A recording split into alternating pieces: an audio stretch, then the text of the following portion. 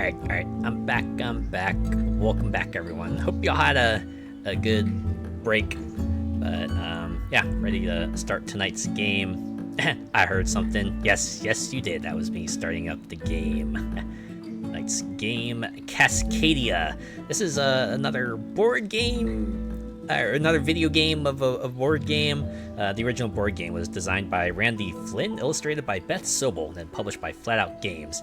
And this video game adaptation here was, once again, developed and published by Direwolf. They seems like they've done a number of these now, but I guess it's their wheelhouse, and they're pretty good at it, so yeah. Welcome back. Thank you. What's Cascadia about? I'm glad you asked. When I've read, this is a game kind of inspired by the wilderness of the Pacific Northwest of the United States. You know, they describe it as like an ecosystem builder, where you're kind of laying down tiles that represent various types of terrain, and then you're laying down animals that kind of interact with it one way or another. And then, as games of these type usually go, the aim is to build the most points by sort of getting the proper interactions and everything. But you know what I like about these board game video games? They usually have a tutorial, like this one does, right? That lets you kind of learn the ins and outs of it, at least the basics, so you can get in here. Don't mind me filling my face with fruit. We'll probably see a lot of that out there. You have to be careful, right? You see like stuff out in the wild, right? Berries or fruit or something. Make sure you cross-reference it, because some of them might not be that great for you. Spy a sawsbuck. Oh yeah, this deer over here. We got a majestic deer. It's got antlers and everything. But yeah, all right. Let's jump into tutorial. Let's see what this is all about. A leisurely hike and conservation class. So we'll learn about the basics first, and then we'll learn about multiplayer and how scoring works. Oh, look at that. The 5 animal types: bear, deer, fish, fox, and bird. Yep. I'll stick for a while and then go to sleep for now. I'll enjoy this. I hope you do. And thanks for being here. In Cascadia, players compete to create thriving Pacific Northwest environments, using habitat tiles and wildlife tokens to construct a beautiful landscape. As you place tiles and tokens, they'll become worth increasing amounts of points. The player with the most points at the end of the game wins. And fox? Ears prick up. I knew that would get you. Cascadia is made up of many different habitats, represented by hexagonal habitat tiles. Each tile has up to 2 habitats and can hold 1 wildlife token. And you can see it on there, circle with the bear. The currently available habitat tiles and wildlife tokens are found here. Oh yeah, at the bottom left right there. They're selected in matched pairs, so if you take a particular tile, you also take the token beneath it. Okay. I guess from the looks of it, it's set up in a way that they're not always going to match icons either, right? As the one in the left over here has like fish, but the tile does not have fish on it. Drag the rightmost tile to the indicated spot to expand your mountain and forest habitats. Okay, like that, right? Oh man, you can already imagine this as a board game, right? Just imagine like the little hexagonal tiles you're just dropping down there, along with like the paper token that you're collecting with it. Now, use the arrow buttons or scroll wheel to rotate the tiles so that the mountains and forests are lined up. Oh yeah, rotating like a big room. You aren't required to match habitat types when placing tiles, but it's better for your score if you can. Yeah, it's like, these kinds of games, they tend to encourage you to group things together. Usually a good idea. Remember King Domino? King Domino also had us doing that to an extent. At the end of the game, for each type of habitat, mountain, wetlands, forest, prairie, and river, you score 1 point for each tile that's part of your largest habitat corridor of that type, meaning those habitats are connected along at least one side. I see. So you can't just like put down a single thing and then call it a day. So let's see, that's mountain, that's the forest. I'm gonna assume this is wetland, and that's prairie, and of course that's river right there. Keep growing your habitats to increase your score. In this solo game, you score 2 bonus points for each type of habitat corridor you have that stretches across 7 or more tiles. Oh, okay. It's like 7 of these hexagons. You can view your progress in the habitat tracker. Oh, here. Oh. Ooh, I like this. I like how it kind of is laid out like a little paper card that you might see in the board game. It's one of the things I like about these board games, right? Just seeing like how much they, you know, sort of take advantage of the video game format and how much they kind of keep as a board game. It's kind of interesting to see like the various scales at which each one kind of applies there. It shows the size of your largest group of each habitat type. In multiplayer games, it also shows your ranking against your opponents. In addition to playing a tile on your turn, you also place its paired wildlife token. The icons on tiles show you which types of animals can live on them, but remember, you can only place 1 token on each tile. So like 1 token per hexagon. So you have to decide, does this tile get a fox, a deer, or a bird, for example? Drag that elk to the indicated tile. Drag that elk here, drop that elk here. Ooh, look at that, it's like a fully modeled elk. Hey, wait, can I zoom in on this? Can I, like, maybe... I don't know, I can't... Looks like I can pan the map, but... I'm not sure if I can zoom in there. As with habitat tiles, placing wildlife tokens in certain spots will score you more points. Select a scoring card to learn more. Oh, yeah. This game is using the intermediate scoring card. To score, all you have to do is create adjacent groups of the same animal. Kind of figure out, like, which animal goes where for each one, and then you kind of start putting them together like that, huh? And you can see here, scores all wildlife per group of that wildlife type.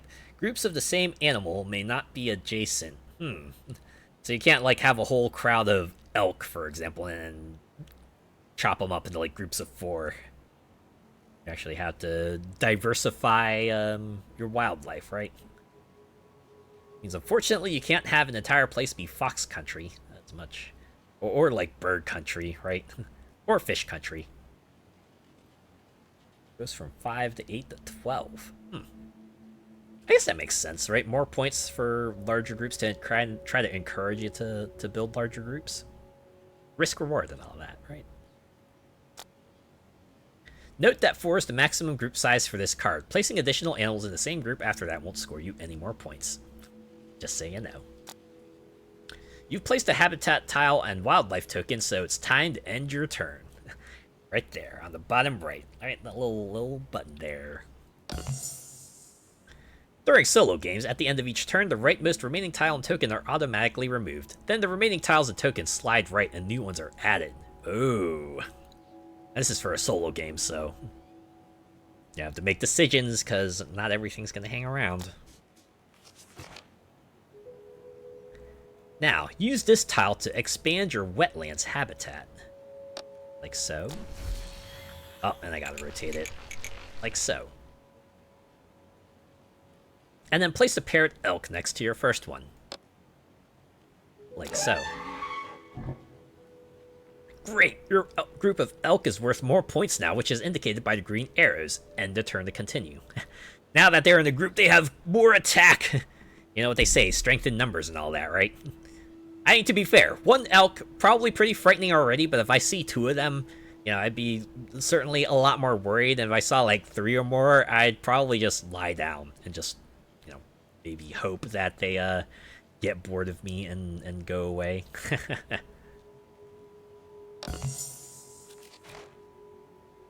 A lone grizzly bear has wandered in. Since that mountain near the elk herd can only hold bears, take the opportunity to place one there now. Oh, okay. Oh. I guess this is to show me you can take the token first, but you will still have to take the tile.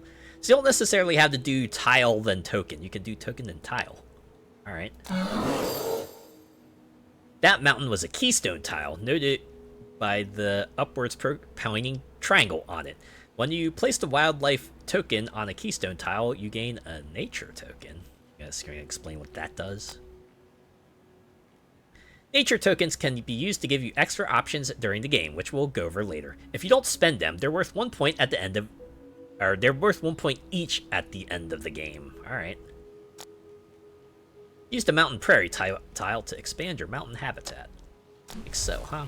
And you want me to... Okay, they don't want me to rotate it. Alright, end turn. Your bear could use a friend. Placing a second bear next to the first would increase its value, but there are none available. Nature tokens can help in situations like this. I also like how the nature tokens are pine cones. It feels very appropriate. You can spend a nature token to replace any number of the available wildlife tokens. Oh, it's like a reroll, essentially. It's a reroll. Okay. Replace all of them by pressing the refresh button, then selecting each token. So one nature token will let you reroll any number of creatures. Wonderful! You revealed another bear. Place its paired tile next to your other bear. Now we just need to give this lone grizzly bear a buddy. Yeah, let's do that. Over here. Gotta go. Good night. All right. Good night. Also, I'm sorry about the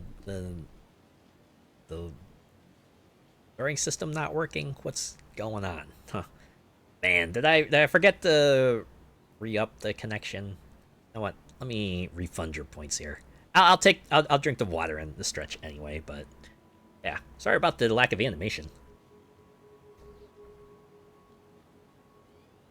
And yeah, have a good night. Thanks for hanging out.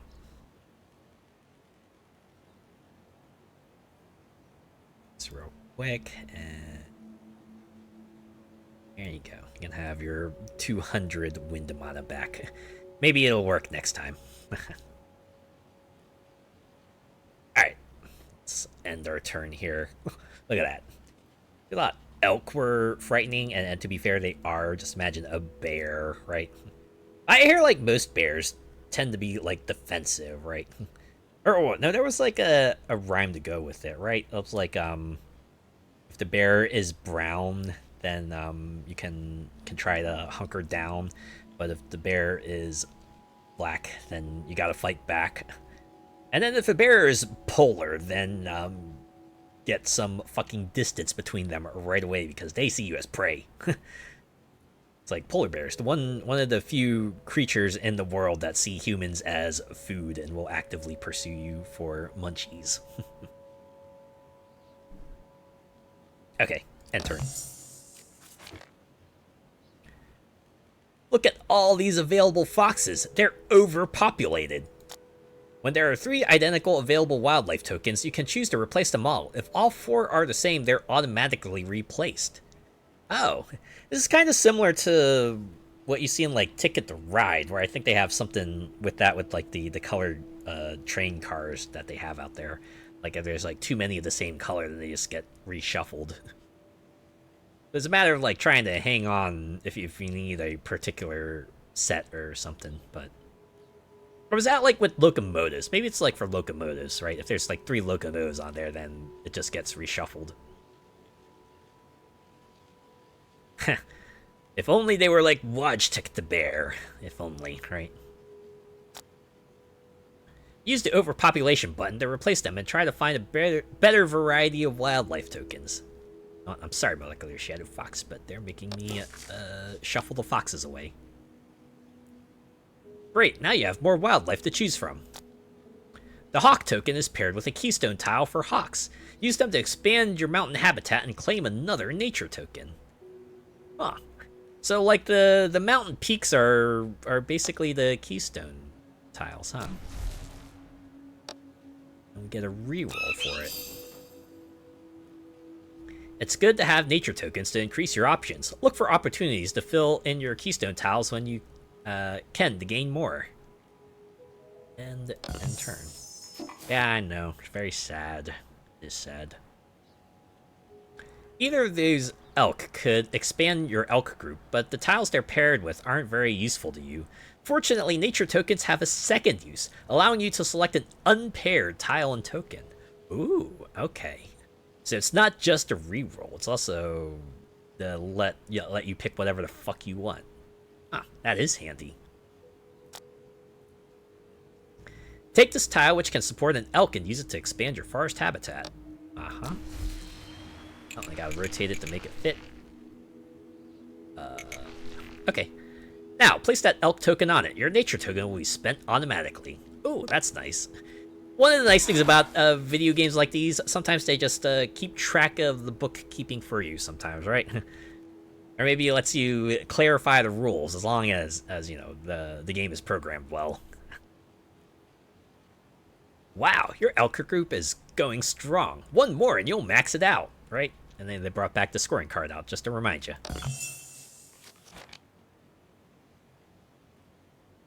That's all you need to know to play a solo version of Cascadia. Games last 20 turns, meaning you have 14 remaining. I'm guessing this is where you're gonna cut me loose, just play the remaining 14 turns and see how many points I can earn. In that time, try to create 2 groups of 4 animals each and extend a habitat of 7 tiles. And they have the objectives on the side too. Create 2 groups of 4 animals, create a 7-tile habitat. Which we're pretty close to. I'm guessing it's the mountains? Oh. Yeah. Yep, it's the mountains. So should focus on that, huh? Yeah, it's like you play the game, we'll sort the numbers, right? We'll take care of all the rules stuff for you. You just worry about doing the fun parts. Okay. All right. Well, they're encouraging me to keep on picking up the keystone stuff, right? I'm seeing 2 bear tiles I can go for, so these are probably what I'll go for, right? I'll get this one first, and then this gets wiped, and then everything else moves down, so... yeah, let's do that. Right, that there. Fortunately, we do have the place to fish. I think I'll put it here. They do have an undo button. They're like, at any point before you end your turn, you can take it back. Another fun thing about video games, right? When they give you that sort of action ability to take your move back, as long as you haven't affected the board state any. Yep, right mouse tile goes poof. Okay, see, now we have like a different kind of tile that gives us another bear thing, and also has a whole bear on it, so. Man. This is the trade-off here.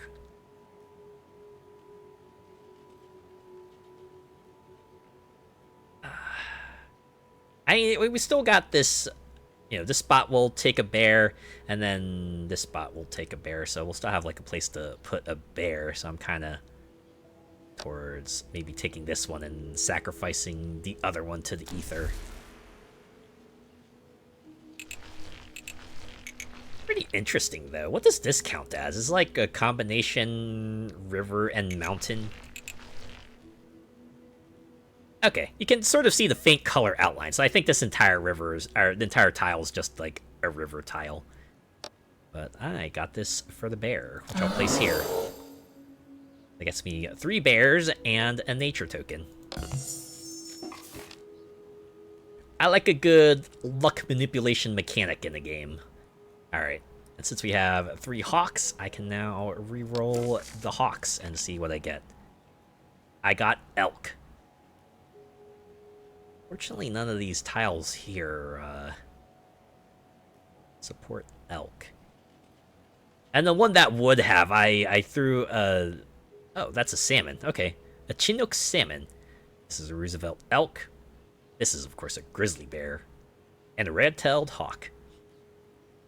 Now, fun fact. Even though the bald eagle is the national bird of the United States, the bird cry you hear occasionally paired with the eagle is actually from the red-tailed hawk. Apparently, like the bald eagle's actual cry, they didn't deem to be, I don't know, manly enough for something like that. So that's why, and I guess people just roll with it now.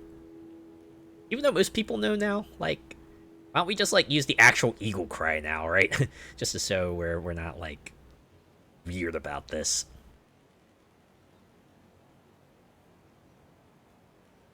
Not America. I know, right? Still weird.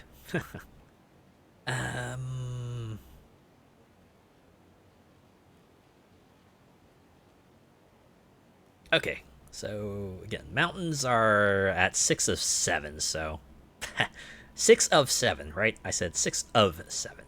And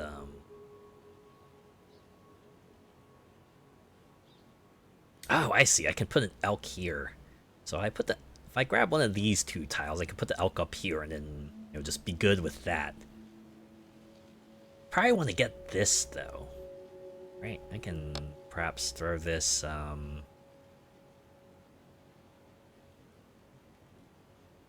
actually, would here work? No, that's not wetlands. No, that's river. Fortunately, I don't think there's much I can do with that. I'm mostly getting this for the elk. Right, that'll get me 1 group of 4 animals. Right, this tile will go poof. Excellent, that habitat is growing nicely. It'll support many animals for years to come.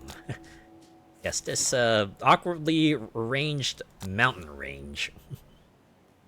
The mountains we just raced through 2 weeks ago outran an avalanche. Oh, look at that, a bear. This works out. So, why don't I put this here, perhaps? Right, and then we can take this bear and drop it over here. Boom! There we go. 2 groups of 4 animals created. Well done! Those animals look happy and healthy with their new friends. They do move in herds. Congratulations! You completed all of the goals. You're ready to continue to the next game. Oh, okay. So we're just done.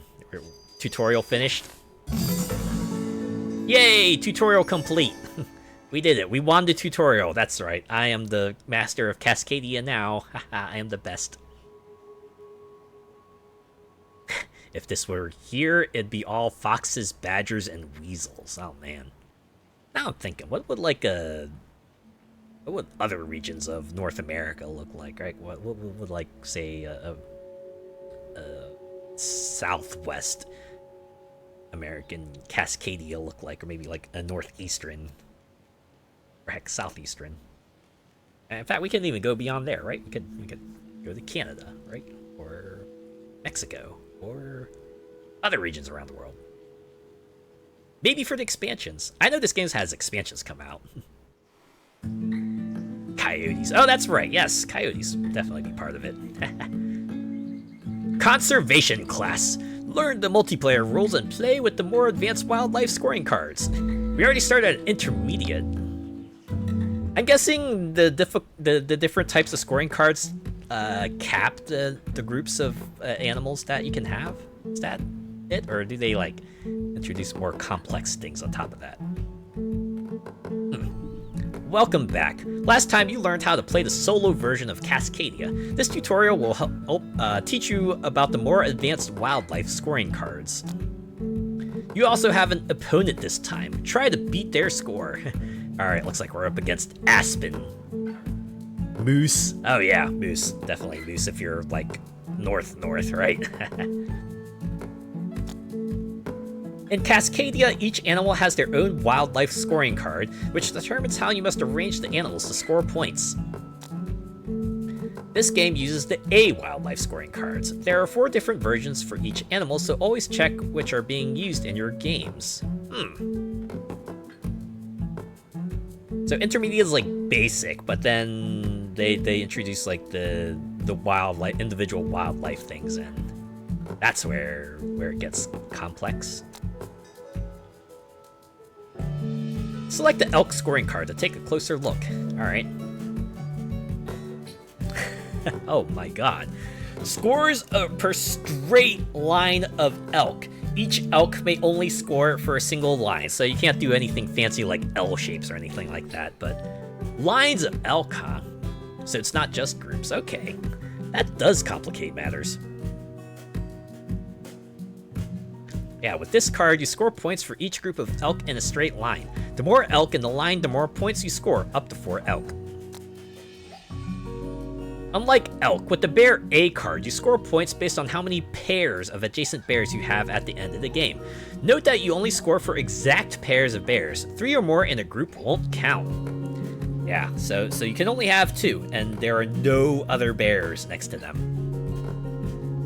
I'm going to guess the scoring methods are pretty analogous to like just how they are in the wilderness. So bears move in pairs, elk like to move in groups, and I guess travel in lines, perhaps?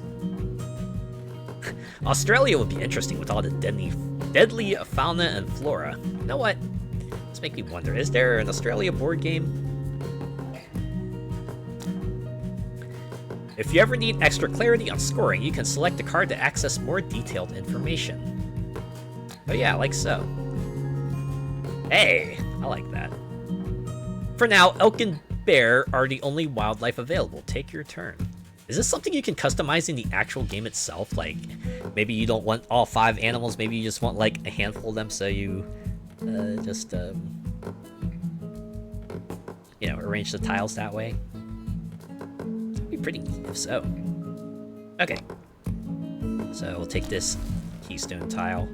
Oh, nuts, but that means I won't get a bear. Man, they sure paired this off nicely, right? You get a bear keystone with an elk, or an elk keystone with a bear. You can have one or the other. You can't have both. All right, fine. We'll put that there. So that only takes an elk. Oh, hey, you can see what your opponent's doing. Oh, I really like this. The visual and everything is actually really good. That's really good. I like that. I like that. In multiplayer games like Cascadia, the habitat tiles and wildlife tokens don't shift or get automatically removed each round. They just get refilled. You also score habitat bonuses differently. For each habitat type, an extra 2 points is awarded to the player with the largest corridor of that type. This is in addition to the normal 1 point per tile for your largest habitat corridor for each type. Ooh. So you could like get into a race there, huh? The habitat tracker shows the size of each of your largest habitat corridors in relation to your opponents. Yeah, like that, huh? Like a little leaderboard style too. And your number is like highlighted really large. All right, you get to do this again, huh? Okay, so we'll place another keystone here and drop a bear over here. That gets me a nature token. I end my turn. Ooh, and those are 2 tutorial goals as well.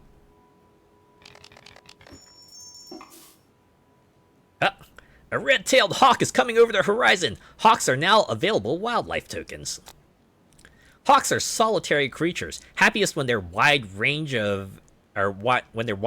is empty for competitors. Your score increasing points for the total numbers of hawks in your ecosystem which have no other hawks adjacent to them. Oh, thank goodness. It's just adjacent hawks.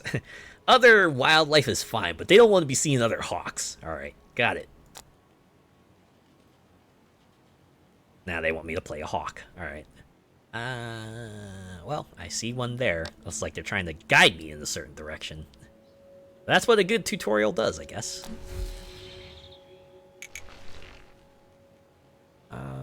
Actually, I should probably place this up here, huh?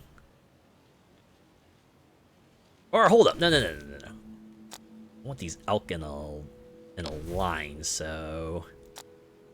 Right, forget the forest. I think I'm gonna try for the longest mountain. Right. I mean, this would also let me place elk in a line, but that will also take up my bear space. You know what? What if I laid it here and see if I can try to stretch a forest in this direction, right? See if we can play a 5D chess here. We'll drop a hawk there. And end turn. And old Aspen here is expanding their mountain range. Oh, look at that, right? They're getting their elk in the line. Alright. Oh. See, now we get to see a demonstration of how hawks will be scored. So we don't want to place a hawk here, or here, or here, or here. But I think I'm going to go for bears, actually. I just realized I put the hawk in a space where a bear would have gone, so now there's no bear there. Yeah,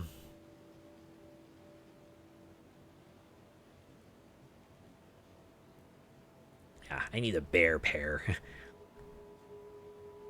Or I could just, like, grab this one and drop an elk here.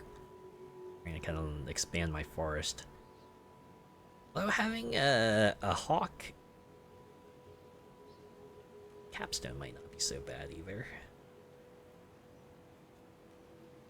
You know, I jumped the gun too early on picking up the hawk token. I also have a nature token.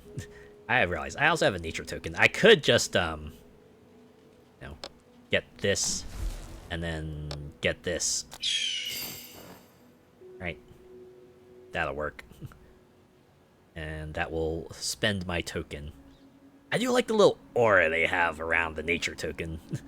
Nice, peaceful looking aura with the little leaves floating out of it. But you know, you're expending your power of nature. Like Aspen is really focusing in on that. A Chinook salmon is splashing its way up the river. Salmon are now available wildlife tokens. Salmon form long runs made up of many fish. You'll score increasing points for each run you create based on its length. I see. And they can be up to 7. So it's not necessarily in the line. They just have to be adjacent to each other. Similarly to bears, you must be careful to not interrupt your salmon run. A run must follow the shape of a running stream, so no salmon in your run can be adjacent to more than 2 other salmon. Wow, so you can't just place them in a group. Gotcha. And we have a tutorial goal to play a salmon.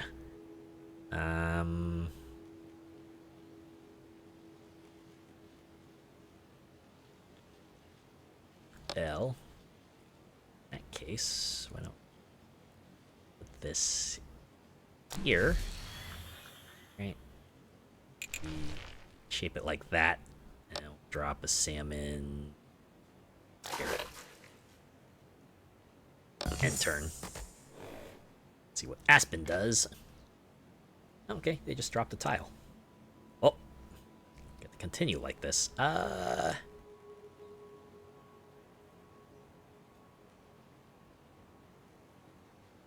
Okay. Well, I'll place that there, maybe. Alright. We'll rotate it like that. Or maybe I should rotate it like this, maybe. Right, give the planes a bit more room to expand if needed. Yeah, then we can drop the bear here. There we go, bear pair. We got ourselves a pair of bears. So I'm gonna. No, okay. The tile pool is communal, and they get refilled. Oh, hey, here we go. There's only one species left to add to the landscape: the curious red fox. The more unique animals there are next to your fox, including another fox, the more you score. Oh, I see. Scores for each fox. Number of unique adjacent animals. Foxes count. Okay. So they're kind of like in there to sort of fill in the gaps, right? Whereas others are either like groups or pure solo. This one is kind of like in between that, right? They want everyone. Finish the game to complete the tutorial. Remember, the player with the most opponents wins. Try to beat your AI opponent. Yes, that's right. Let's go show up the AI. Okay. I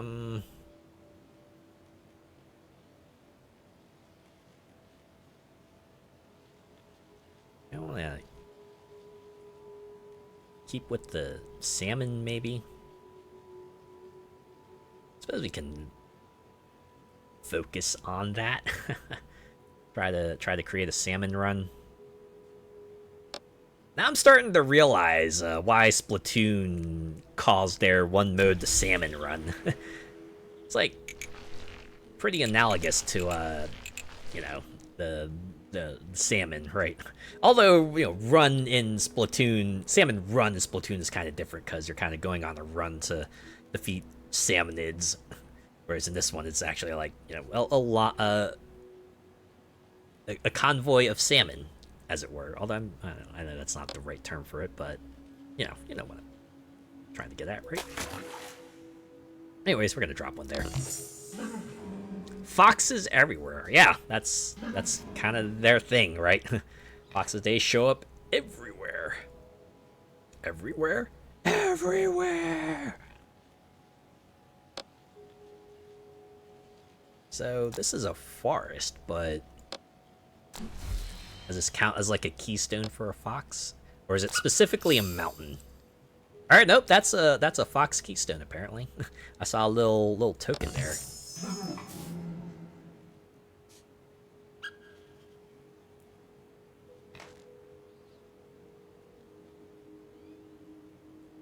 And yeah,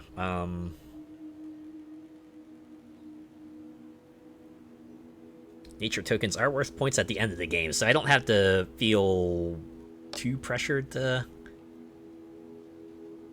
pick one up. Okay. I think I should actually put this up here so I can begin my forest. I mean, we can place it like that. Sadly, I need to sleep. I'm fighting the tiredness. Have a good night and a good trip. Yeah, thanks. Thanks for the well wishes. Hope you get a good sleep. Hopefully, you'll be able to defeat that tiredness and be able to take on the next day with all your might. Right? Oh, I saw the last tutorial goal. Win the game. Yeah, I'll do it. I'll win this game for you. Right? We'll place down the foxes for Molecular Shadow Fox. Got two of them. I'm guessing a game is 20 turns, regardless if it's solo or multiplayer. I'm also noticing an astounding lack of elk here. I am barely getting any elk, but I guess that's why we have this. Right, just go ahead and strike all these. Hope I draw some elk. There we go. Finally, an elk. But in order to get the elk, we'll have to take a box. Although I don't have to take it. I could just you know, expend another token to just grab what I want. Question is, do I want to do that? How's the habitat tracker looking? Okay, so I'm beating my opponent in terms of rivers and forests. We're tied in plains and mountains, and they're beating me in wetlands. Okay. Well, I can always bolster what I'm good at, right? Anyways, you should probably save our stuff, so maybe I'll just put that there and put this here. Oh, that'll get me another nature token. So, double benefit. Hooray. There we go. Got another bear pair. Hey, you know what? I think this works out, right? can put that there, and then I'll put that here, and turn.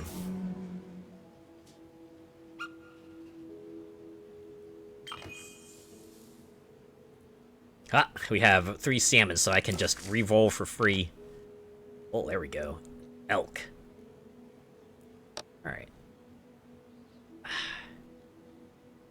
Much as I want to put it there to create a bigger river, this would be a lot more conductive if I ever get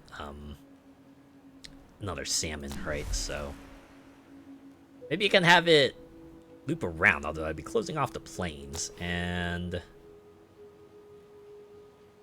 yeah, the other one's not working on plains all that much. Alright. This goes here, though. Maybe if I get a line of 4 of them, I can focus on some other folks. Oh yeah, here we go. Bear country. No elk. So I think I'm fine with just putting that there, and I guess I'll throw a salmon over here. And turn.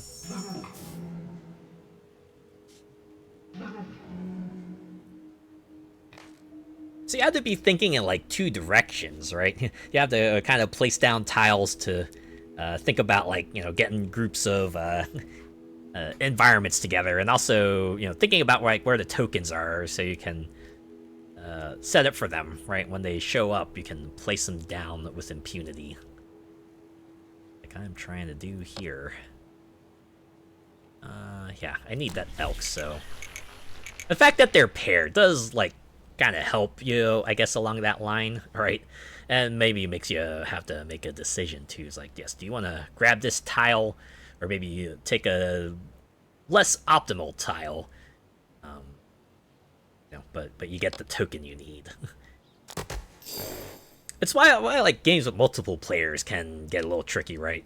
Because the more players there are in the game, right, the less guarantee there is that the other option that you want will still be there when it comes back around to your turn. You know, everyone's working towards their own goals, so you're not always guaranteed to be able to hang on to the things that you need, right?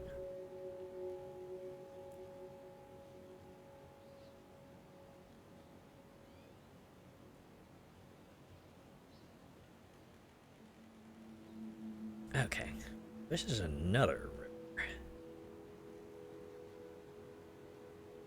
Yeah, so the salmon have to be in a line, and they can only connect to like 2 other salmon. So if I put them in a triangle, that locks them all out, right? Or actually, no, that wouldn't count anymore, because then this one would be touching 3.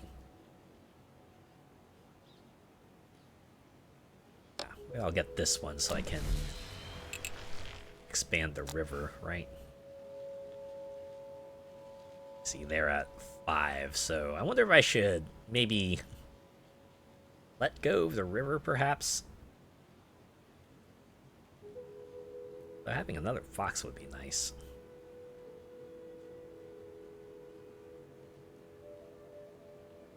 Or should I try to focus on getting more bears?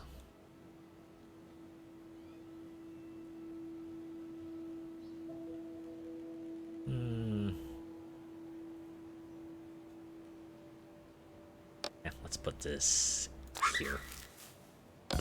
And turn. Oh, look at that. A forest and a bear. You know what? I think we could put that there. And since this bear pair, these 2 spots are perfect for a bear pair, let's start that up. I have 7 nature tokens. I also notice I have 4 turns left. Oh, hey, look at that. A bear pair right there. Perfect. And actually, how's my forest game looking? All right, I'm killing him in the forest. I don't need to focus on that anymore. Let's expand the wetlands, I guess. And that third bear here. Boom. Look at that. 4 points. And a bunch of nature tokens. I wonder if you re-roll and all the animals still end up being the same, do you get to re-roll again? Did the opponent just choose not to re-roll another time? Any case, I place this here. Expand those wetlands even more. And then we can drop a salmon over here. Get that run going, right? Get that salmon run going. Be pretty hilarious if we just created like a ring of salmon here.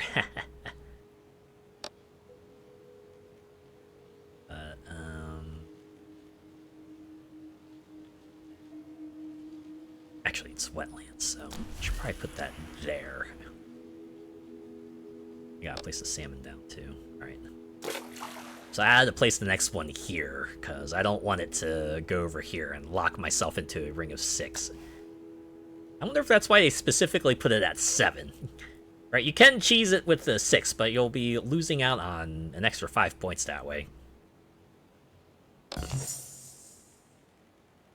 Nice, and as we have one more tile to place. I do have an extra nature token, so I could take advantage of that. Just place down one more wetlands and one more of these. Right, I'm trading off like a nature token, which would only be worth 1 point, to place down another salmon, which will get me, was it from 5 to 6? That's 4 of them. I'd say it's a pretty good trade-off, you say? End turn.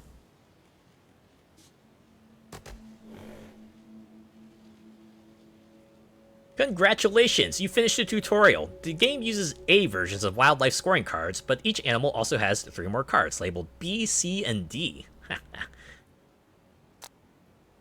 Make sure to review which cards are being used in each game you play. Place your tiles in wildlife effectively, and you'll be ready to take on any challenge. That's how they mix it up.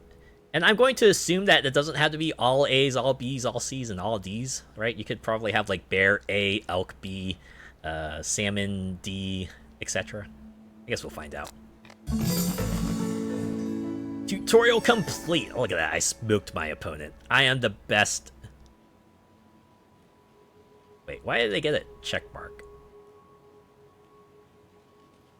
I mean, I have 95, right? Or is that me? Yeah, that's me, right? That's me with the salmons and everything. And Alright, well.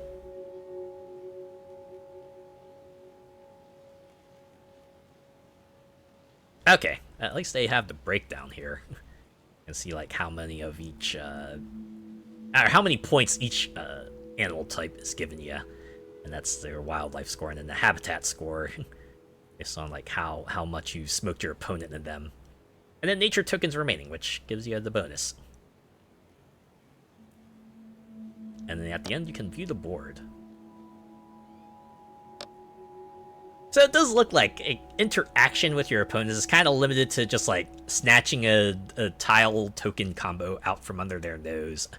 Other than that, there doesn't seem to be a way to mess with your opponents. You kind of just like, they're chilling, creating your own little pocket of the Pacific Northwest here. That's gonna be nice sometimes, as much as I enjoy a little bit of a more cutthroat game. Sometimes it's nice to have a more laid-back game like this, right? You also notice how the background kind of looks like one of those elevation maps. Has anyone seen these, right? It's like just the lines around there that kind of indicate like what elevation like each line is at. I briefly worked at a place where I had to interact with maps like these, so that's why I'm familiar with them.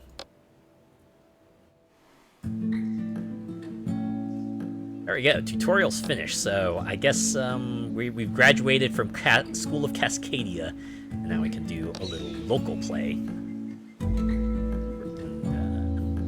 As usual for the board game, video games, we got ourselves a mix of modes, right? Versus computer versus solo, the pass and play, challenges, and solo scenarios. Wait, what's the difference between a challenge and a solo scenario? challenges I've seen in other Dio Wolf games where they'll give you like some kind of stipulation and you just gotta work with it. So, like this one is Habitat Explorers. Do not start with starter habitat tiles. Instead, players start with 3 random adjacent habitat tiles. And then they have a normal version and a hard version, which saddles you with an extra stipulation, which the opponents usually may or may not have to follow. Diverse biomes. No matching habitats may touch when you place a habitat tile. All players ignore habitat scoring and bonuses this game. Huh. Hungry Bears. When you play a bear, remove all salmon adjacent to it and score 3 points for each remove this way.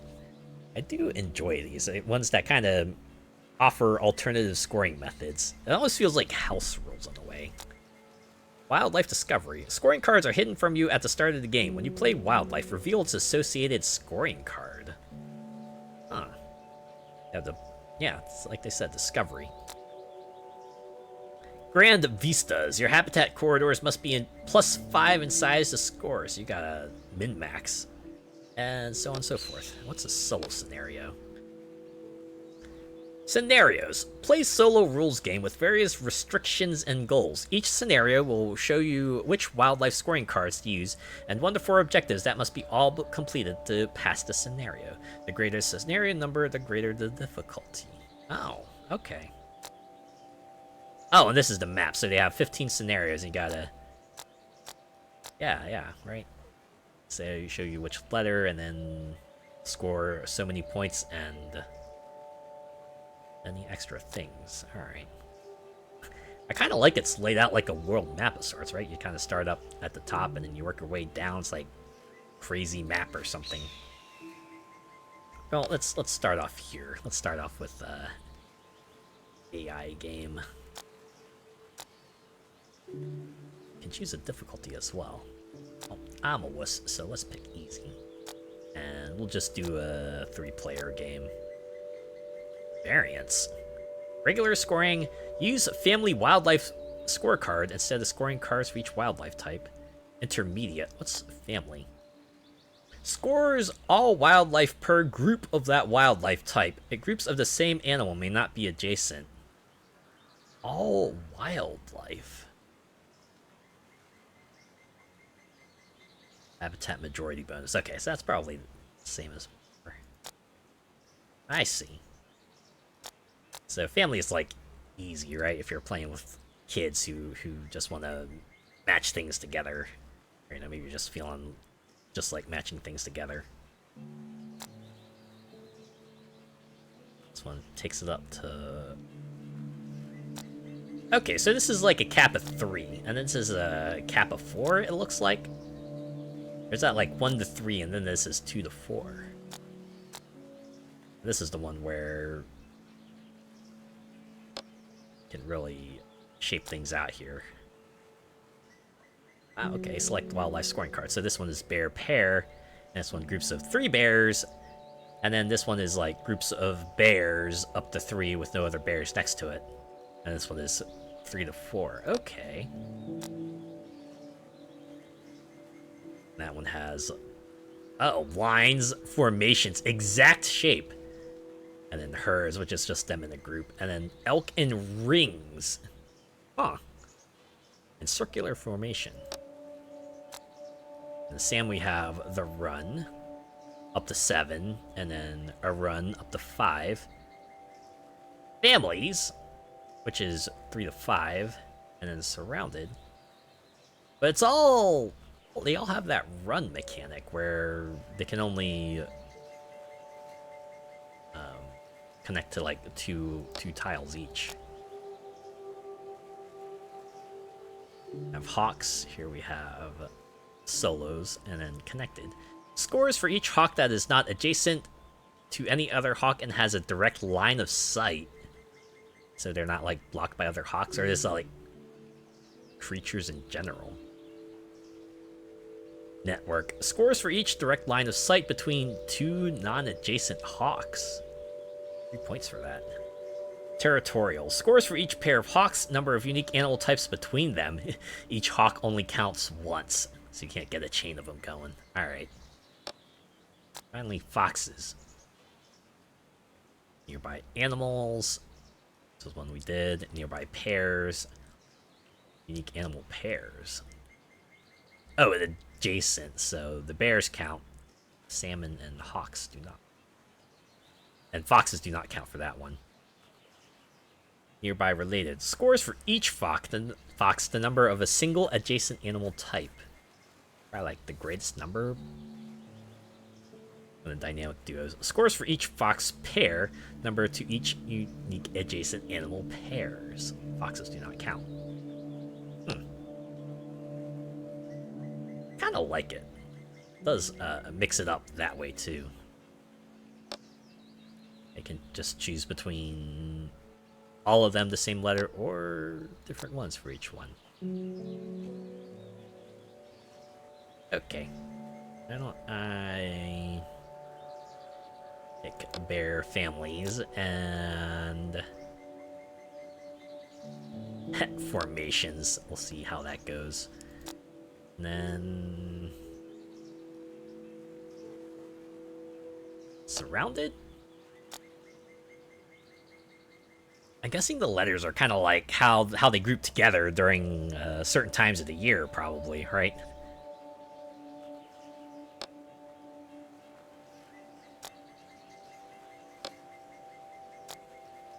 Here, I'll go with nearby related for that one, and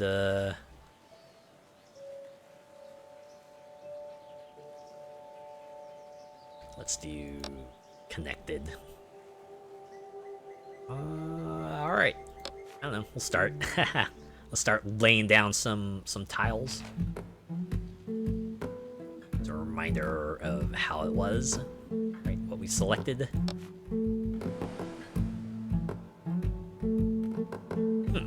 So these are the starter tiles, huh? I get to pick one. So how do I begin this? Do I want to perhaps bear, or no, should I maybe go for that, right? Because that's a keystone. So, oh yeah, I could do a salmon run, couldn't I? Right?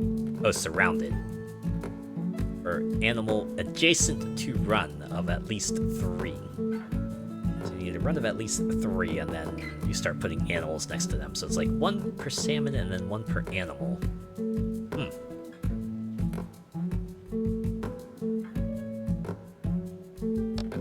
Let's put this down anyway. Start building up our nature tokens. Get the re-rolls in there. And that one snatched a fox. Come on. And take the other keystone. Where are the foxes again? I think foxes were... Okay, single adjacent animal type. Oh, wait, so what if I put this here? Oh, but then I had to put the bear somewhere. I don't have to... I mean, I had to pick, like... I didn't want that. Can I... Okay, good thing they had to undo. Let me put that back in there. Sorry, I take it back. I take it back. Ugh. No matter what I do, I had to pick bear or elk, and that's gonna end up hurting me in the long run. Maybe I should re-roll. I should re-roll and see if I can get, like, a salmon or a fox. Hey, there we go. Look at that. Salmon. Salmon get. Wait. What's the wildlife situation look like?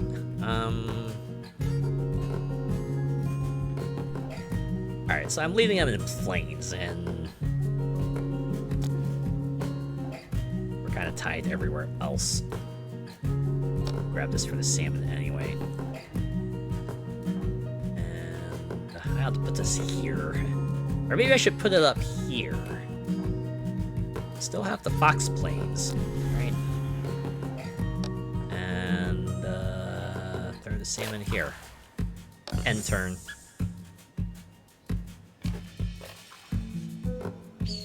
I am shocked no one has picked up the fox. Alright, well, I know what I'm doing. I'm gonna get this fox surrounded by salmon. Bear on a river. To be fair, you do see bears by rivers, right? They do swipe for those salmon.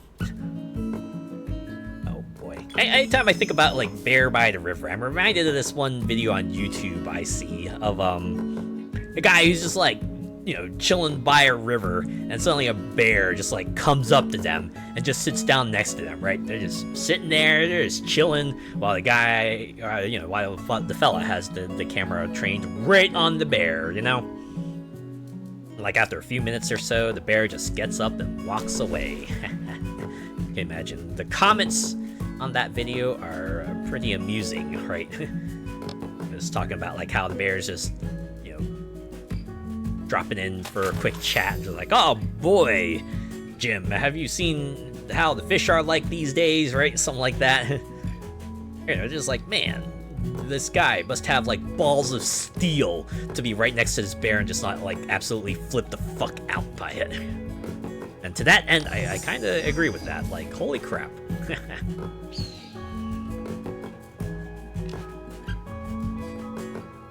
I do wonder what happens if you take a tile, but the token you take can't be placed anywhere. Does it just get Oh, okay. Drag a wildlife token here to put it back in the bag when you can't or don't want to place it on a habitat tile. Oh, so it's not compulsory. Oh, that changes a lot, actually. So I don't have to put an animal down. I'm not locked into an animal I picked. You just can pitch it. Obviously, you won't score anything from it, but you don't have to let it screw up your carefully arranged plans if you don't want it to. Okay, that's fascinating. As much as I want a hawk capstone, I should probably go for bear. So, why don't we do it like that, right? That way the mountains touch and the rivers touch. I mean, maybe we can put down some bears here too. Like in here. That will get us a nature token. Okay, just don't take the salmon. Just don't take the salmon. Please don't take the salmon. I was about to be like, oh, they're gonna take the salmon, aren't they? And then they didn't take the salmon. Thank a frick. Okay, well, we can throw this here. Just expand that habitat. And then put the salmon up here. Yeah, look at that boost. Look at that boost. And since we have a run of 3, now the salmon start counting. Oh, I noticed it's not capped either, right? It's just like 1 point per salmon, so it's not gonna, you know, reach great heights, right? Once you kind of hit 5 animals, you might be better off just like capping the run there and starting on a new one. But yeah, and we can place a hawk here, right? We can place a hawk here, or maybe a fox. A fox might not be so bad either. Although they'd only get 2 points. Thing about hawks, at least for this one, is like, yeah, they had to be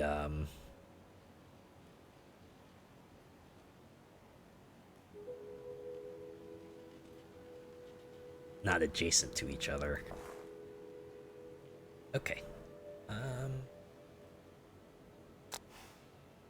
guess I see a salmon. This tile here. So try to put that there, surround the fox with more salmon, and I'm thinking hawk might not be bad over here. Or even though fox here only scores 2 points, that's, well, it's 2 points at least, right? Actually, it would be, or no, it's 2 points. Just 2 points.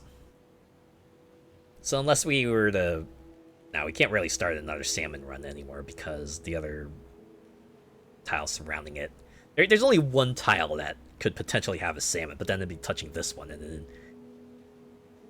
it wouldn't be a salmon run anymore. But I want to space up here for the bear. Or say, screw that, and use our nature token to maybe pick another animal, because we can do that. Right. Shouldn't hoard them for the points. They're only worth 1. It's nice, but you shouldn't make that your whole capstone strategy, right? It shouldn't be your keystone strategy, as it were.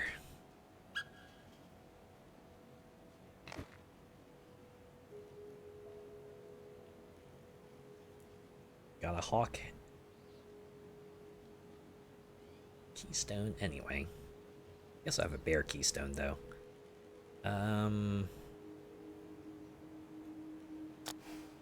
Bears only score up to groups of 3. Oh! Okay, I see you have a +3 bonus for having all 3 group sizes of bears, so encourage us to kind of build out that way. Although we could just get this, right? We could just get this with the hawk and then just immediately get a nature token. The thing about hawks is that I need at least 2 hawks, and really doesn't look like I'm going in that direction. I could just, like, grab the bear keystone and then the bear token and use it like that and get my nature token refunded. That probably would be the best course of action, to be honest. Yeah, let's do that, right?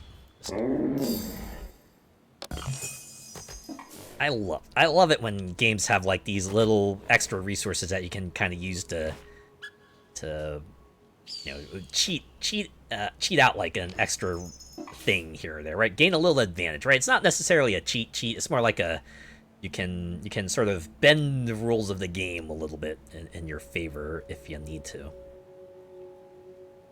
Pretty rad, all the same.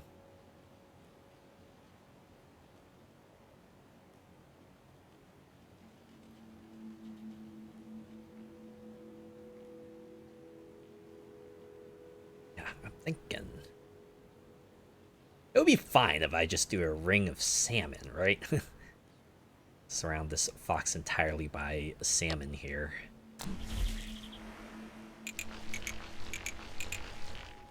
Sure, if we really need to, we can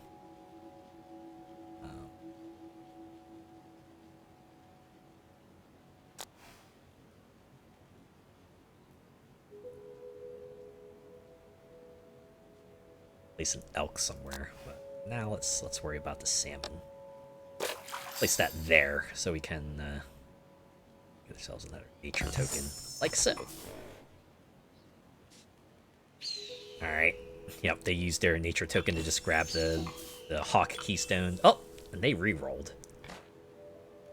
Now I just got a whole bunch of salmon and elk.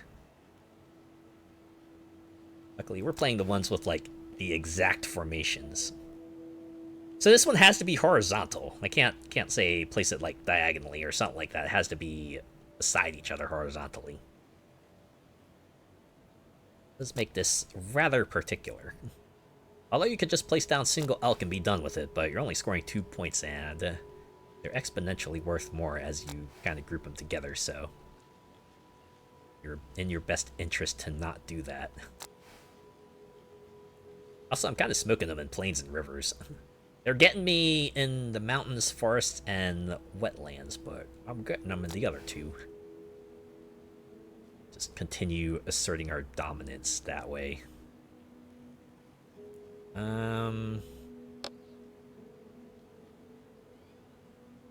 Hey, you know what? This might actually work out for the salmon, at least, right? I place that there. That'll count as another animal for them, right?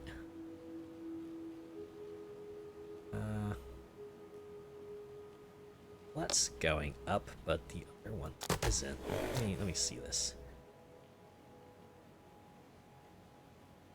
Yeah, it's adjacent to the run of at least 3.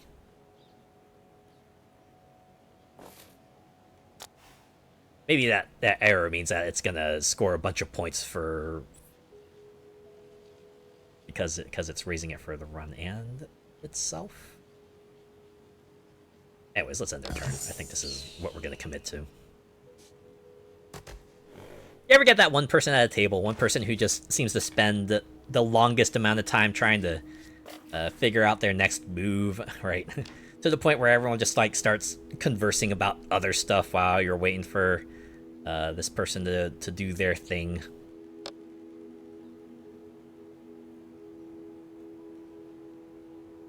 Okay. I want to place one there, maybe. Yeah, I think I can place the salmon up here and kind of close things out that way. There we go. Ring of salmon. We have 2 potential spots to place a bear.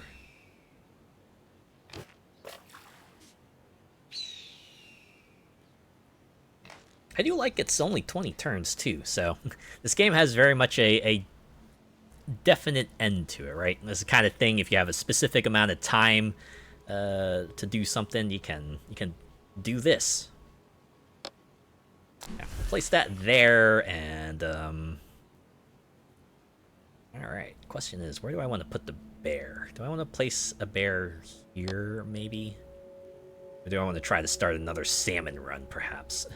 Although I need at least 3 salmon, and there's 9 turns remaining, so I'd have to devote at least 3 of them to picking up fish. And I need to devote at least 2 to kind of laying out more spots for bears. The thing about nature tokens is that they can only re-roll animal tokens and not tiles. I wonder if this is like one of those things where tile counting comes in handy. Then you know exactly what's remaining to pick up and what you have to just abandon.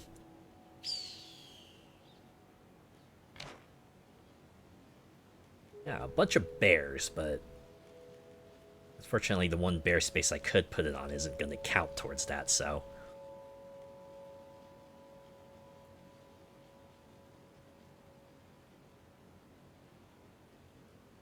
I could re-roll. Sure if I want to just focus on hawks and ooh, got a capstone here.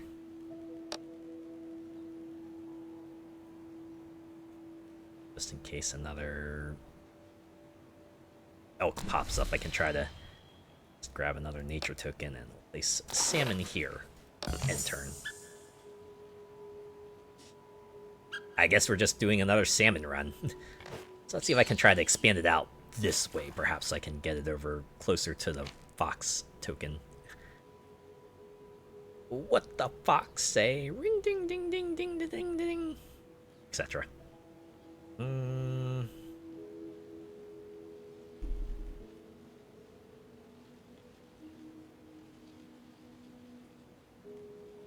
Alright, yeah, this would get me another salmon. I don't know if I should give up my prospects at the mountain. I'm pretty close to overtaking them.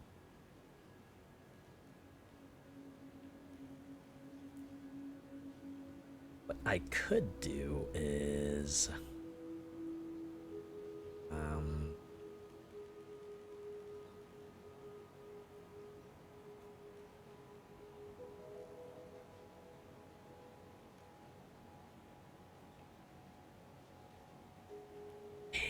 I'm kind of regretting putting a bear, like...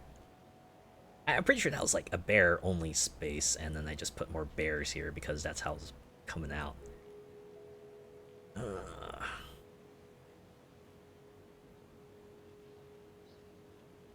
Close to overtaking Alder and the mountains department.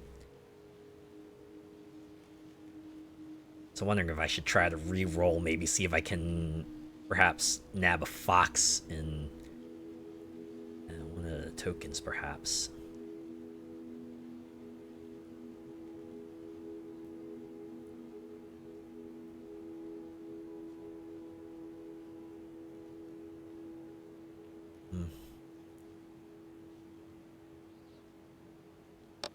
Nah. But let's just put this here. Hope for like a connector, perhaps, so I can get like a run of 3.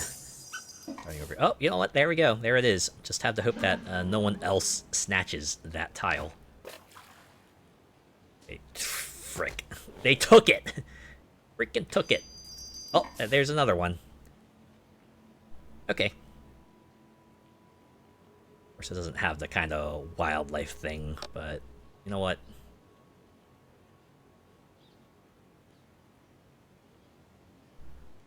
Oh, that would close off the mountain, though. That would close off the mountain. Hmm.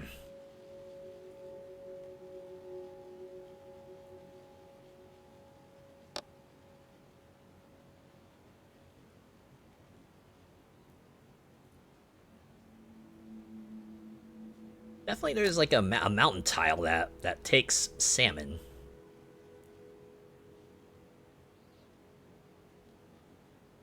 I wonder if like one of the expansions gives you ways to reroll environment tiles. that would be pretty nuts.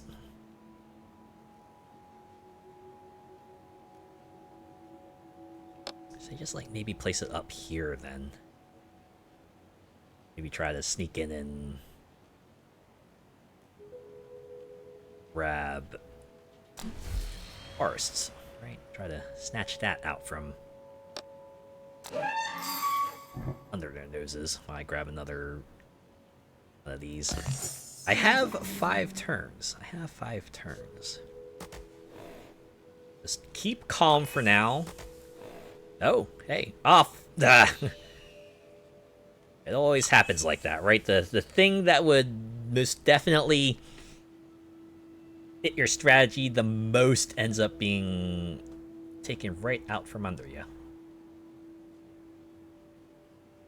That being said, I am catching up on wetlands, so if I grab this, right?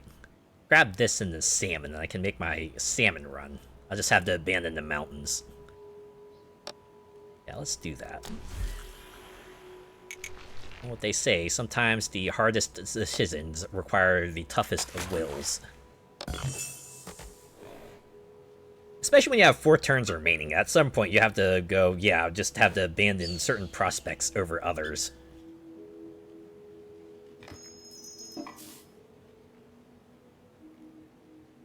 Okay, and we got a...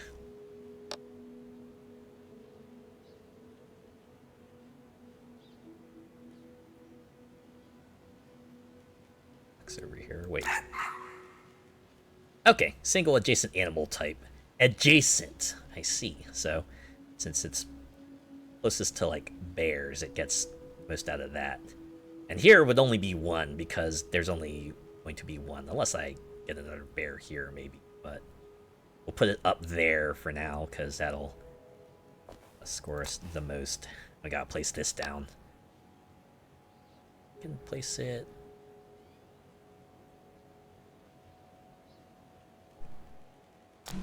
like that. End turn. Alright. 3 more turns.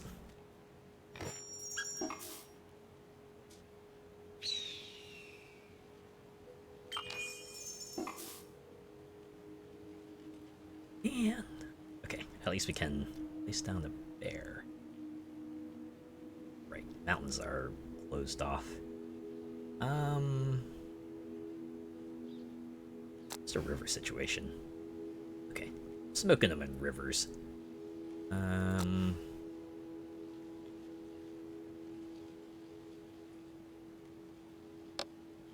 I think about it. I probably want to place it over here. That way I have a bear in a separate spot, perhaps, right? Like that.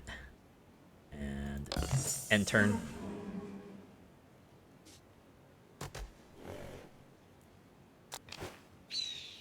Wow, I've just about overtaken them on wetlands. Ooh, there's a bear. I mean, I could just do that, right? I got 4 of these tokens. We can just get ourselves to 3 bear groups bonus like that. Boom. Done. They'll do their thing, and... ooh, perfect. Ooh, we can actually... where's the largest river? Up there, huh? Kind of already beating him in that department. Anything else I can try to overtake him on? Forest, maybe? Yeah, you know what? Let's do that, right? We can put a fox here and then put this over here and end our turn. Alright, they'll get to make their move. See who takes this at the end here. Just like that. Oh, hey, there we go. End of game tally. So they go one by one. This is what each animal tallies up for you. No birds for me. Kind of weird considering I'm the wind mage, but you know what? That's how the games go, right? You pick a strategy and then you just gotta roll with it. You gotta just like keep going in that direction.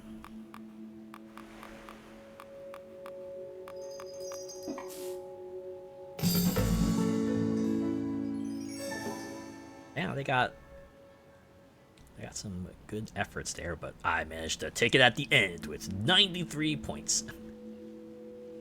You can see how they arranged it, right? So I was the only one going for the salmon runs. The other one was trying to do salmon, but they couldn't quite make things out. Couldn't even get the elk right.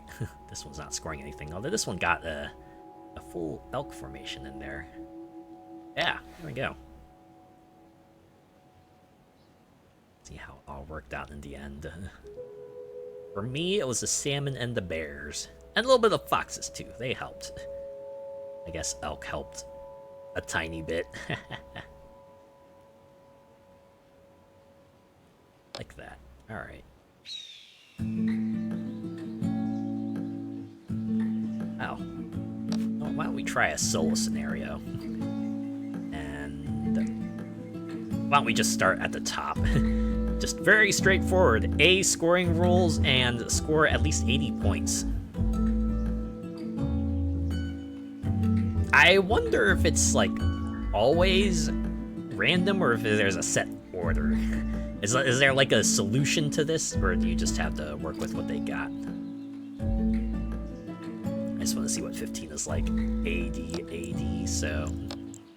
I guess it's, like, the most difficult types for each one, yeah. Maybe not most difficult, but have a lot of stipulations here. At least 100 points, 5 nature tokens, at least 7 points for any 3 habitat types, and at least 20 points with any 2 wildlife types. Oh man. Yeah, it started to start. A, scoring for all the wildlife, and you just need 80. Need at least 80 points.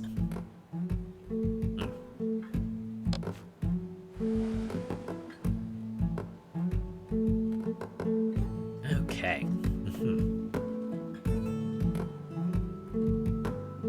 This one is bear pairs, elk in the line, long salmon run, solo hawks, and foxes is just nearby animals. Different types of animals.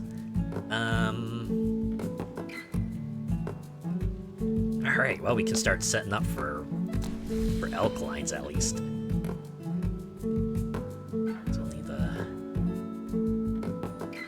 A fox down as well. There's only one place for the fox to go, so we don't necessarily get an elk line. Although we'll get like a good variety of animals around it, so yeah, we'll roll with that.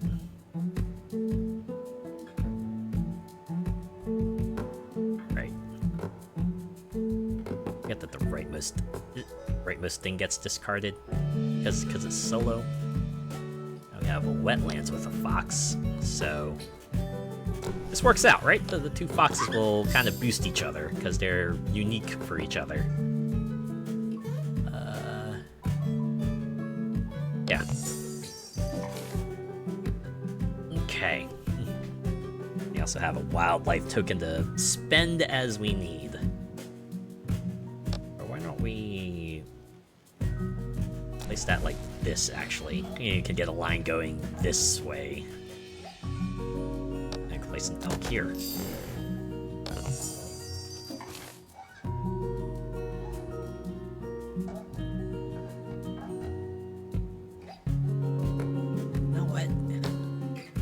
Or no, I can't place that there unless I want to try to something out that way. Alright, how's about I do a bear, try for a bear pair, maybe.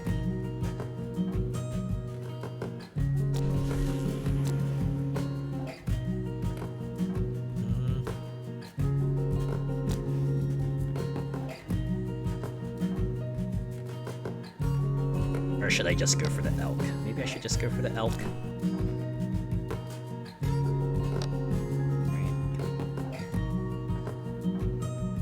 Okay, place the fox there. And an elk here.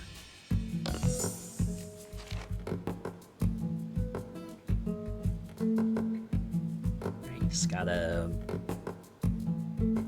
try to be forward thinking, you know? Try to be thinking. Alright, so if I want to... I was thinking about getting this, but then that means I'd be losing out on this. I'd be able to place a fox up there. Well, having just foxes and elk really isn't the most conductive for me, because... yeah, this fox is scoring 1, this is scoring 2, and this would only be scoring 1. I'd really need to start putting other animal types down. I want to get anywhere with this, but for now, a fox for the nature token.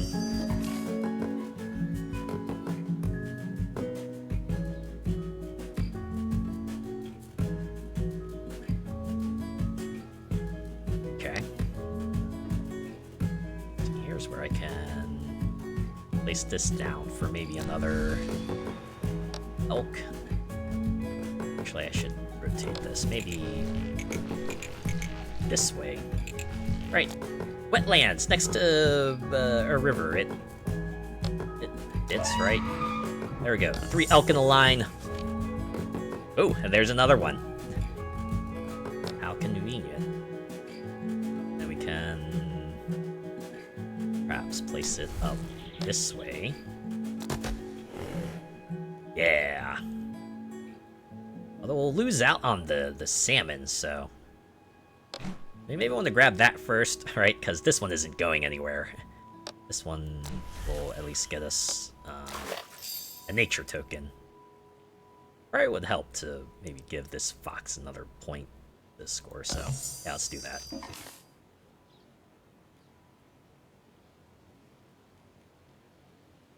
Oh. I have another keystone over here. It's connected to planes. Get us much, but place it down here. The elk here. We get 4 elk in a row, which gets us 13 points. And then that would do it for elk, to be honest. Or since we have 4 nature tokens, perhaps not worry about that. And then place this up here. And we'll also expand our mountain corridor, for that matter, right? It'll be 4 tiles. Who's out on this one? Then again, they gotta start making choices for you, right? They can't make everything too convenient. You gotta start making... they provide mechanics so that you have to make the hard decisions here and there, you know? Keeps things interesting.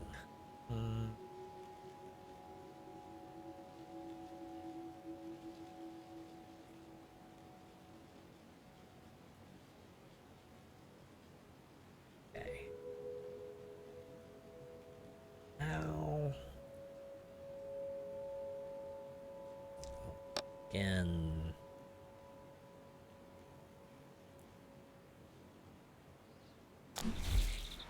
could put that there. And then... salmon...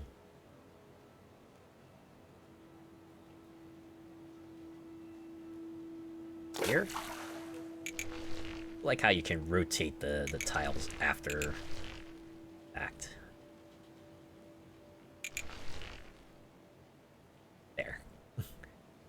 At least having 2 spaces to with which I can expand the river would probably be most conductive for me.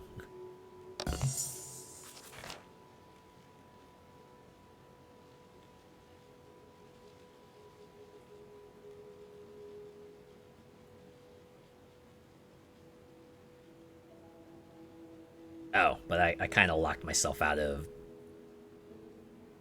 putting a salmon here because then it won't be a run anymore. So yeah, maybe I'll set up for a another elk run in that direction. Gotta remember to put down at least 1 more bear. Ooh. I gotta put down a few of them. Man, first one's worth 4, but then just having a second bear pair gets you a whole 7 points. You know, with the way things are, you can kind of sort of figure out where you want to go, right? Because, you know, it's like, if you want at least 4 bear pairs, you're going to have to spend at least 8 turns getting bears, right? If you want a salmon run of 7, you're going to have to spend a third of the game trying to fish out salmon tiles, as it were, you know? Let's see how it is. Okay. 10 turns left. Let's continue with the salmon, I guess, and that regard. Just have to place it here. That there. Or no. I should be putting this here.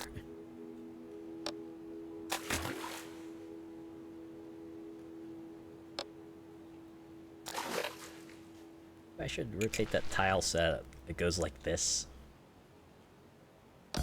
Yeah, I'll roll with that.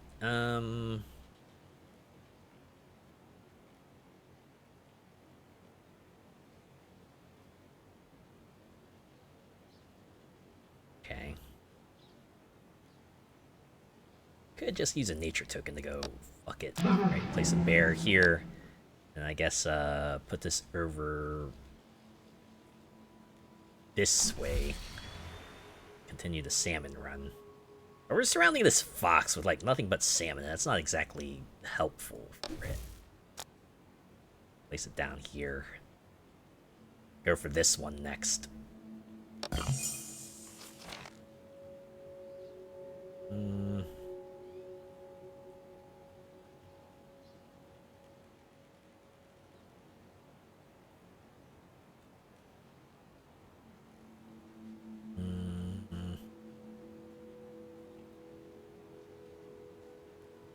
Do I wanna... this? Forget this. I have 8 turns left, so I could potentially try to make another bear pair.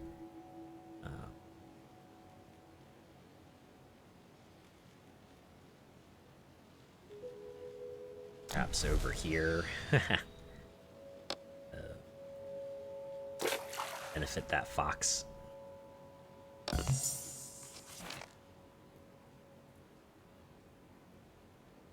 Man, my Pacific Northwest be looking a little roughshod here. Looks like someone kind of went and kind of took a earthquake to it. It's like knocked the table a few times, shuffled things around.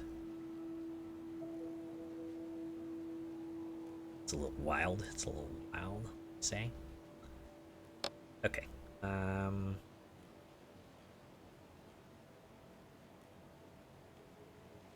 I kind of regret playing this the way I did. Thinking I was gonna... I don't know, connect these rivers together somehow. I just ended up not doing so. Okay. Case, put the salmon here. We're at 5. Another 2, and call it good. Ah, man. What's your Hawksworth again? Oh. Gotta devote 8 turns to kind of maximize point gain from hawks. Sheesh. I wonder if this first scenario is really here is like, yeah, you might want to try min-maxing, right? don't concern yourself too much with trying to spread out, right? Focus on like 1 or 2 animals that you really want to try to score high on, because that's how you get the most points. If you spread yourself too thin, you might not hit the required score. Fortunately, there's no tiles here that gives salmon. I guess I could set up for another bear pair. We drop an elk up here.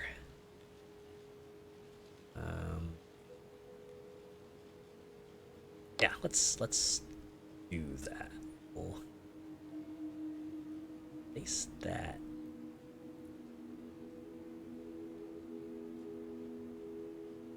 You know what? We should place that there. That way we can boost the foxes as well. And we'll grab this elk and place it over here.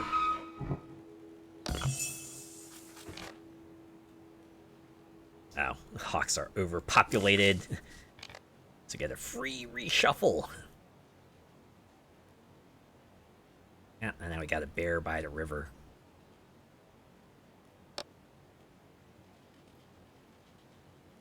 This might work out, actually. Right, we gotta place it here, because bear pairs can't be adjacent to each other. Yeah, we'll do that. Right, let the hawk mountain go poof, and oh my god. This works out. Okay, this absolutely works out. Right. Oh, no, but I want to place it here, though. This will end up... Oh, it only boosts the 1 fox. I mean, a boost is a boost, you know? But here will get us the nature token. And we could put another fox here. Right, we could put another fox up there. Hopefully. Down to 3 turns remaining. Yeah, I can do that. I guess drop an elk here.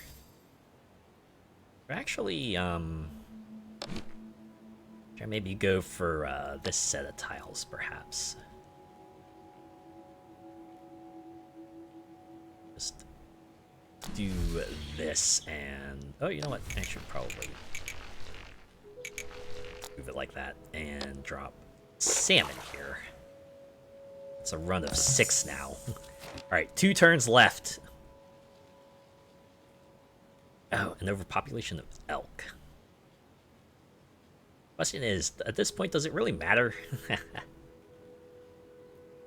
Here, well, at least throw this here. Guess do a line of elk here.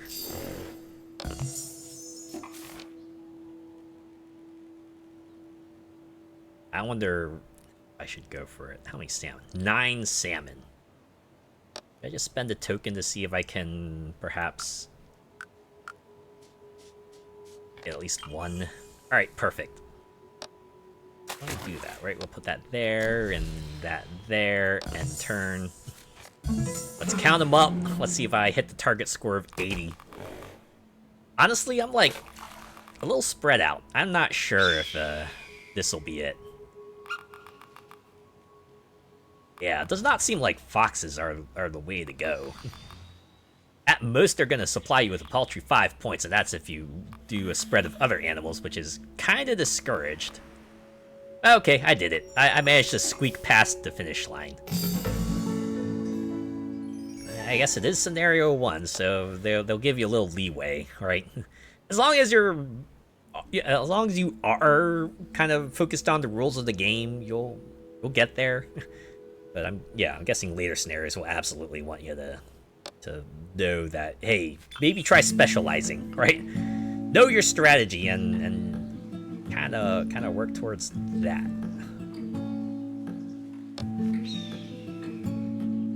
But yeah,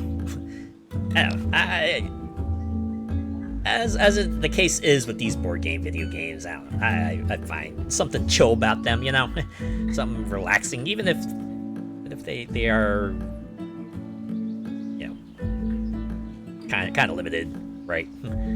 Dire Wolf at least tries to mix things up, right? They throw into scenarios. They always have their list of challenges.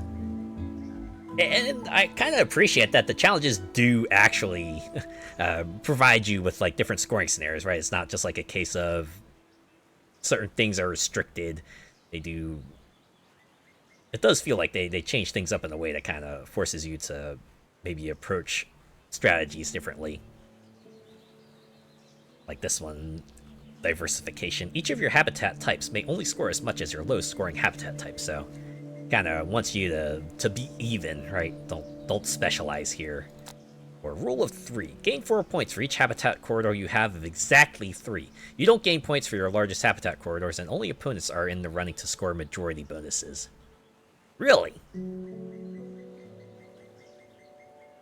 I guess that's because of the rule of 3, so you don't get the majority bonus to compensate. Mega biomes. At least one adjacent habitat must match when you place a habitat tile, if able. So if you get nothing there that matches, then you're like, okay, we get to break the rules just this once. Dead zones. At the end of your game, your score is reduced to 0 unless you have at least 3 empty hexes, each completely surrounded by habitat tiles. Holy crap. Severe penalty. Skittish wildlife. You cannot place a wildlife token on a habitat tile you place this turn. Limited access. You cannot use the 4th slot of the habitat and wildlife display. I'm guessing your opponents can, though. Entrenched ecosystem. You must spend 2 nature tokens to use a nature token action. So, right, something like that. Makes them less common, so. And you also maybe want to consider them a little more, because it does cost you 2 points instead of 1. But yeah, so on and so forth. I don't know. I guess this will be a shorter stream. That's been a look at Cascadia. You know, fun, chill time, right? Pick up the video game, you'll have a good time with it. And if you want the board game, well, you'll probably have a good time with that too. I know there's expansions for this. There's definitely expansions for this, and I do hope this gets some post-launch support. I'm curious to see as to how they'll mix things up. Yeah, but all right. I think that will be a look at Cascadia. I'll go ahead and quit ad here, right? Well, we'll go back to chat. I'll zoom back in.